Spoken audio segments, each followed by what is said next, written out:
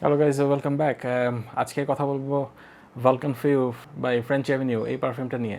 Recent release এবং বেশ hyped একটা পারফিউম, বিকজ এটার ম্যাঙ্গো নোটস, আম। এটা যারা যারা ইউজ করেছে, যারা যারা রিভিউ দিয়েছে, সবাই একটা কথাই বলেছে যে এটার প্রমিনেন্ট নোটসটা হচ্ছে আম বা ম্যাঙ্গো।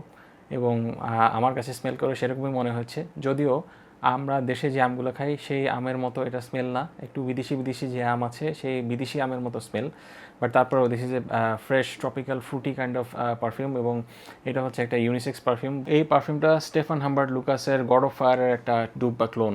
প্রথমে যদি আসি প্রেজেন্টেশন নিয়ে, খুবই চমৎকার প্রেজেন্টেশনের এই পারফিউমটা। বটল ডিজাইনটা খুবই চমৎকার, ব্লু কালারের বটল, স্কাই ব্লু কালার। এবং এখানে যেই স্নেকের যেই সুন্দর একটা ডিজাইন আছে, স্নেকটা গোল্ডেন কালার একটা স্নেক, এবং স্নেকের চোখ দুটো যদি আপনারা ভালো করে খেয়াল করেন, এখানে ব্লু কালারের স্টোন বসানো আছে স্নেকের চোখের মধ্যে। বটলের ক্যাপে হচ্ছে স্নেক স্কিনের একটা টেক্সচার দেওয়া আছে। যদি বক্স নিয়ে কথা বলি, ভেরি প্রিমিয়াম প্যাকেজিং। এবং এরপরে ভিতরের যে পোর্শনটা সাদা রঙের একটা বক্স, এবং এখানে স্নেক স্কিনের মতো একটা টেক্সচার দেওয়া আছে। এবং এই বক্সটা খুললে ভিতরে যে কফিন মতো পোর্শন, এই পোর্শনে এই পারফিউমটা থাকে। শুরুতে আমি যেটা বলেছি, পারফিউমটা হচ্ছে একটা tropical Frooti fresh sort of perfume, এবং এই পারফিউমের নোটসগুলো দেখলে আমরা সেরকমই বুঝতে পারি।